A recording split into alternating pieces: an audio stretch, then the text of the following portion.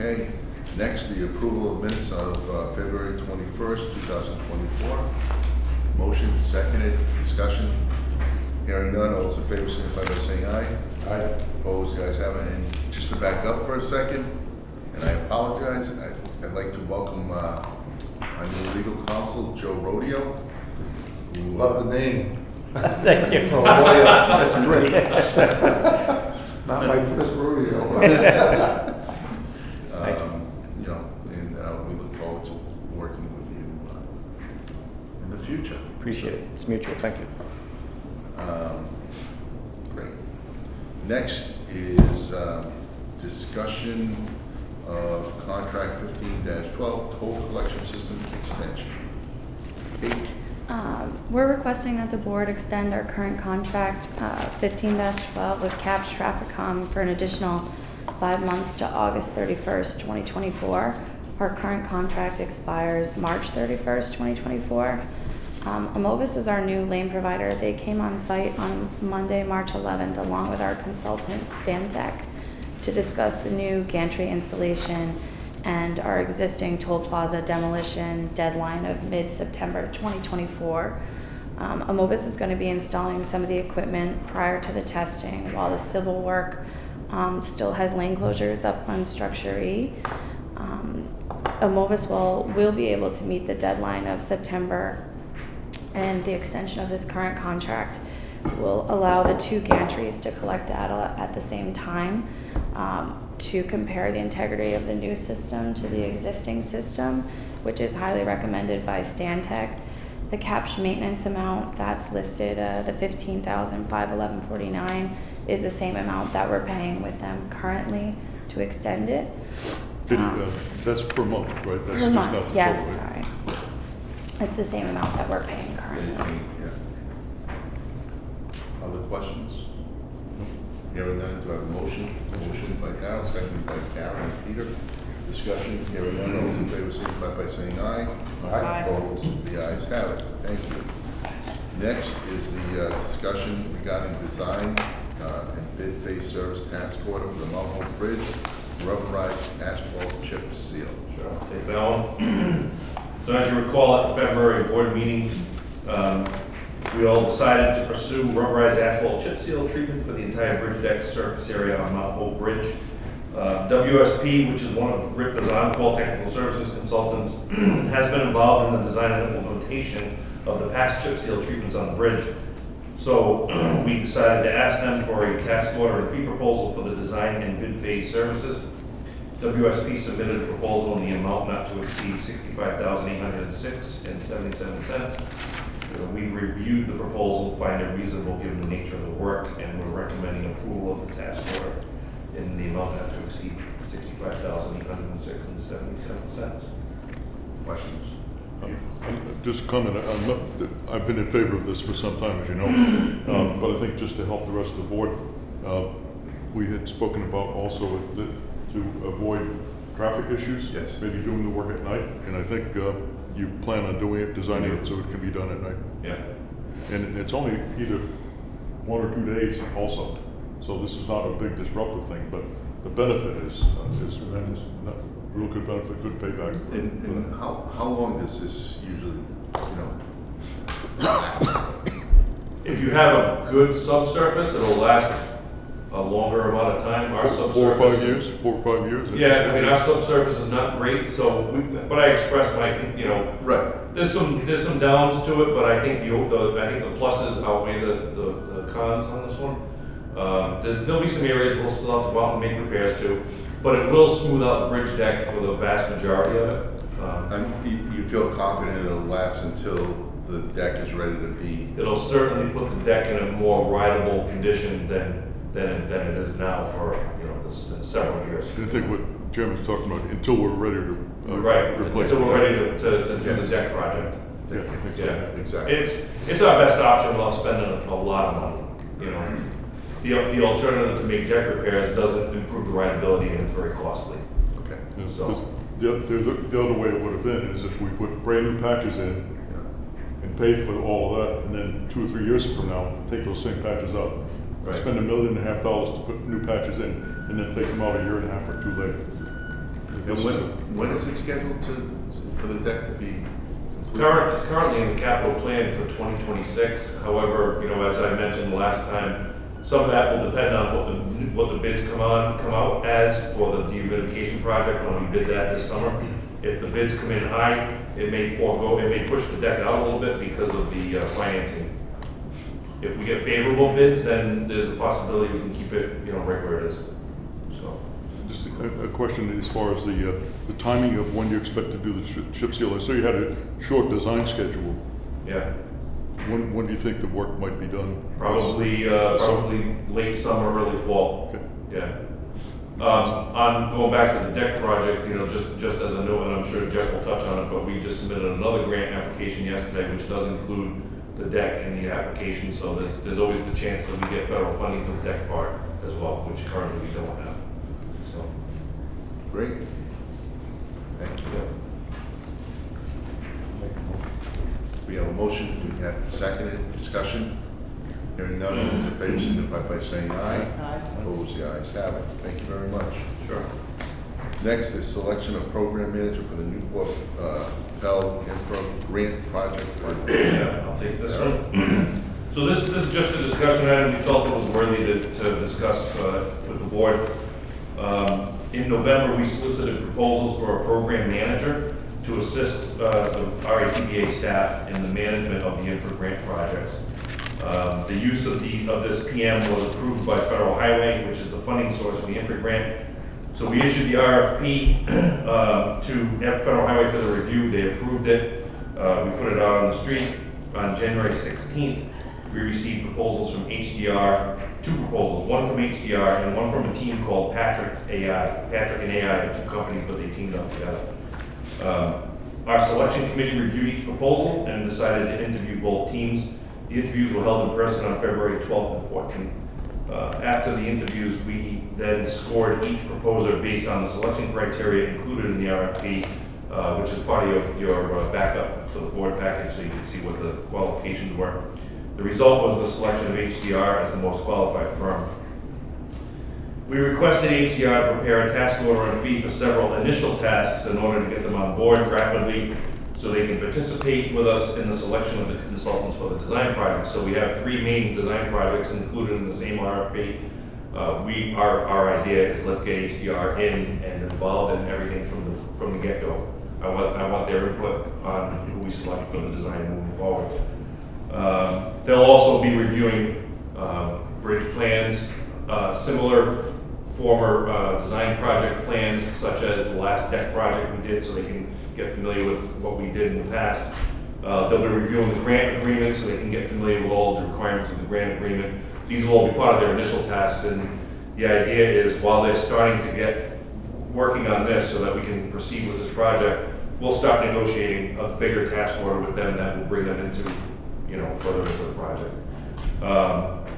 Because this is a multi-year duration with multiple projects, we may likely separate their work into several task orders because it'll be tough to estimate and to scope a task order and fee for the next 4 or 5 years altogether. We may have to start to see how the design projects materialize and formulate, and then we'll find some logical points to break their future task orders. So with that, we expect to present HDR's initial negotiated task order and fee for approval by the Board of Directors next month in April. So, Question? Good, strong proposal. Yeah. Looks like a good team. Thank you. sure. Next is capital projects status. Yep, take that one. Phase 2 AET construction out front here. As you can see now, all traffic is on the eastbound structures, which they did the bridge deck replacement. They did a good portion of the highway buildup. They built the concrete slab that goes underneath the new gantry location. And they've transitioned everybody over to that side so that they can close down all the westbound side. They've proceeded with demolition of the westbound bridge deck, and it looks, I think, pretty much complete. They're cleaning up rebar. They do all the rebar on site. They'll start putting the formwork in place. They'll put the new rebar in place. They're really cranking along with this project. They've ripped up the highway back quite a ways on the westbound side. They'll start working on a new slab. Yep, they took down the highway sign, which was actually right where the new gantry's going. They got the gantry foundations in, they got the foundation in for the total equipment building next to the gantry. They're putting in a ton of drainage. The project's just it's been cranking right along. Still on schedule? Yeah, still on schedule. They've asked several times to advance certain portions of the work, which gladly we try to make happen, because they're just of the mindset, this contract is of the mindset that they more areas we can open up for them to work, the more work they can get done, which helps their schedule on That's the Lynch. back end. That's Lynch, yeah. What's the proposed or the anticipated timeframe to have both lanes opened up on Structure E? May 17th. So By May 17th. that's still good. That's, according to them, that's still good on that, yeah. Yeah, we'll have 12 lanes back open by then. They've even been out when it's been snowing and raining. They're still here. They don't call work off. They still have certain crews working. So that project's really moving along well. Mount Hope Bridge, we're up on Mount Hope Bridge right now doing the cable airflow testing. Everything seems to be going well. We've had a few weather days where we've had high winds or rain where they couldn't work. But we've gone up and taken a look at the work. They seem to be pretty well adept at getting the cable unwrapped, and they've got it all figured out. It should be done in the 55 work days that they've said. There's potential it could end early. They've got a little float in their schedule, so if we keep getting good weather days, I feel they may end up finishing early. So, but Kiewit's been a pleasure to work with so far. They're very professional. And How's the traffic been? traffic's been fine, and even it's reported on the radio that way. That I've been hearing on the radio that expect minor slowdowns at Mount Hope Bridge for work. We're holding true to what we promised everybody, 9 to 3. We don't go up to set the pattern until 9 o'clock, and we make sure that all of the lifts and equipment are driving off the bridge at 3 o'clock. So. We don't want to screw up traffic out there. We're trying to really, and we impressed it on Kiewit, and they understand. So, Good, we're trying to hold to our promise on that. thank you. Compression link phase 1 work. I keep this on the list only because we still incur costs for the rental of the scaffolding which exists out there on the bridge. We pay Aetna for the rental. Compression link phase 2 work is ongoing. We just had a meeting on that with WSP. They expect to be submitting us a 60% design set on April 4th. They've got the new design of the compression link fix all figured out, and then just putting all the specifics to it. Safety measures feasibility study for Mount Hope Bridge and Jameson Over Brown Bridge. We're on track to get a draft report April 1 on that. The other 2 bridges, which are under a separate task order, Newport and Secana River Bridge, they're just continuing work on. They're not due to submit on those until much later this year. And then we've got load ratings and inspections. We'll be starting the North Main Street bridges and the wildlife arches that are on 138. That's being done by Commonwealth Engineers and Consultants. And we'll be doing later this year, due by November, the Hell Main spans, which we already have a task order with Jacobs for. That's about it. Do you have a schedule for the compression link going out for bid? When the design will be done? And We don't yet. When we get the 60% design, we'll have a better idea Okay, right. on that schedule. We'll be able to nail that down better. Yeah. Okay, thanks. Other questions? Thank you. Thank you. Lori. Agency's pumping. Lori and team. Orienting, for sure, thank you. Financial report? Jeff? As always, I'll be super quick since you have my financial statement notes. But year-to-date performance continues to be solid. Total revenue year-to-date through the first 7 months was higher by $4.8 million, or 20%. Both toll revenue and gas tax revenue are higher than budget. While our year-to-date operating expenses are lower by $500,000 or 6%. Personnel expenses, utilities, contractual services, insurance, repairs, bridge inspections are all lower than budget. And the 2 items that are higher than budget are other supplies and expenses, mostly due to postage and the transponder expenses. So that's it in a nutshell. And if you have any questions related to the notes I put on, I'll be happy to answer any questions you may have. Thanks for the pretty pictures and Thank you. I tried and drop in a couple new ones each time. Those actually come from Kyle, from his drone. drone pilot. Yep. Yep. Nice. Thank you. Questions? Okay, next. Laurie? Thank you, Mr. Chair. The Plaza Road design work, Eric has already addressed. I do get questions from the public. We're happy to be able to report that we're on schedule. When I do speak with the public or the media, I remind them that the project will be ongoing for quite a while, but the return of 2 lanes in each direction at what we call the pinch point, the old plaza here, that's what's scheduled to be back online by May 17th. So I do stress to them that there's more to the road design project than just that pinch point. But obviously that's what we want to relieve, and that will be relieved. That is on schedule to be relieved by May 17th. The Mount Hope Bridge dehumidification project, cable and anchorage dehumidification project, I should say, to be very clear, because there has been some question about whether the public understands what, really what dehumidification, and it helps for us to say that we are dehumidifying the cables and the anchorages. yeah, they were shortcutting it. They were saying they were dehumidifying the bridge. Yeah, right. So what does that even mean? So, Right. yeah. Yep. So as Eric mentioned, that's also going well. I personally go out and check the traffic. We had the benefit, by the way, of in the first week when we began the blow testing of the cables. Roger Williams University was on spring break, so that was a great factor for us. It let us get going without the school being in session. The school is back in session this week, and knock on wood, so far so good.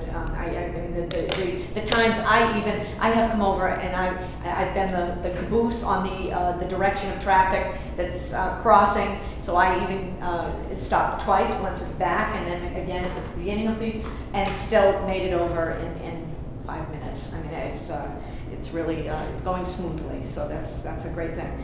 Federal funding opportunities. We have irons in the fire. We are waiting for a decision on the Protect Grant program. We had we had heard February, then we heard March. That's for the Mount Hope Bridge cable dehumidification project. We're waiting. Did that one, Jeff, also include the deck? Protect include the deck?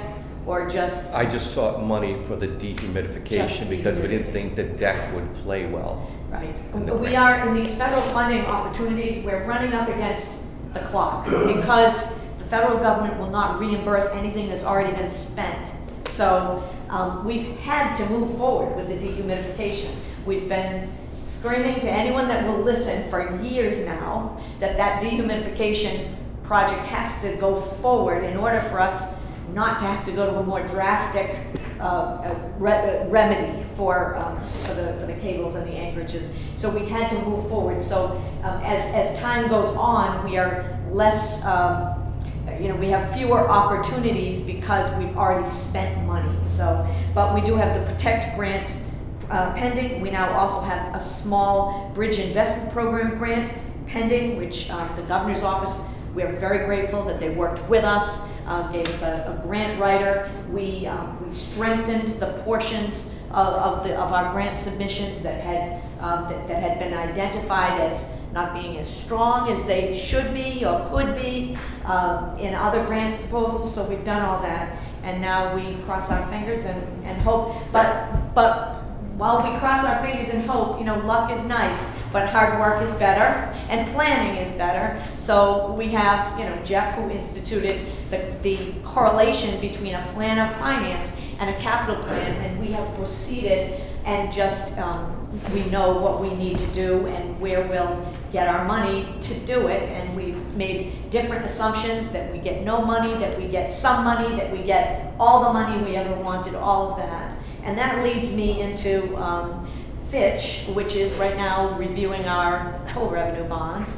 And we've had several calls with them the last couple of weeks. They are really on top of things. They ask us some hard questions, and we give them some, I think, great answers. And so they're asking us, you know, how are we planning? What does our, you know, how does our capital plan look, and what are we doing? And we have answers for them. We should have some good, I'm hoping, knock on wood, some good news from Fitch in the weeks ahead. I'm hoping by the April board meeting that we'll have some good news about our bond rating. So, so that's it on federal funding opportunities. I did want to talk just a little bit about the Washington Bridge effects, since that is an issue. A couple, not last week, but the week before that, we saw a tremendous amount of traffic that we really could not explain by anything that we were doing. We are seeing a significant amount of traffic westbound from Newport in the afternoon rush hours. I did have Jeff take a look at it. He looked at Monday through Wednesday. He did that on Friday, March 8th. The traffic was definitely up. At different percentages, different days. One day that we really were noticing it, it was up by about 10%, just the westbound traffic, I believe, on one day that week. So it is, it's not at a standstill, but those who are coming to the Newport area and heading north, I'm sorry, not the Jamestown area, and heading to points north, they're not coming to a standstill on the bridge for the most part, but they are going slowly over the bridge westbound, which we never saw before December 11th. So that is that brings us to another issue, which is where is this traffic originating? Some of it may be originating in Newport, but some of it is coming from the Mount Hope Bridge and the Secana River Bridge. Obviously, the Mount Hope Bridge is our concern, so I have reached out to the state police to make certain that they will help us to monitor any overweight vehicles that should not be using the Mount Hope Bridge coming through Newport and coming westbound. So we've got our eye on all of that. Tonight we are due to appear before House Finance, the subcommittee on the environment and transportation. We're on the agenda with RIDOT and RIPTA at 4 o'clock. So Jeff and Eric and I will be going up. This is a little bit different than the appearances we've made before up at the State House. We were not called before the subcommittee on transportation last year in the House. So this is a new experience for the three of us. And the difference too is we've always gone there with a PowerPoint presentation on what our fiscal picture looks like, which we're happy to do, because as you've all heard, we have a great story to tell. So we do that. However, in this case, the House fiscal staff, Sharon Reynolds Ferlin and her staff, present a PowerPoint on all these transportation agencies, and we are there really to fill in with any with answers to any questions that the subcommittee may have. It's a rather small subcommittee. I think 6 members. Yeah, 5 or 6. Of this subcommittee on transportation and environment. So if you're watching Capital TV today, you may see us. We don't know if we're first or last or the middle of the sandwich, but we will we'll be there with bells on. And the next meeting is April 24th. Our next meeting. That's it. Questions? Hearing none, motion to adjourn. Got none. Thank you. All right.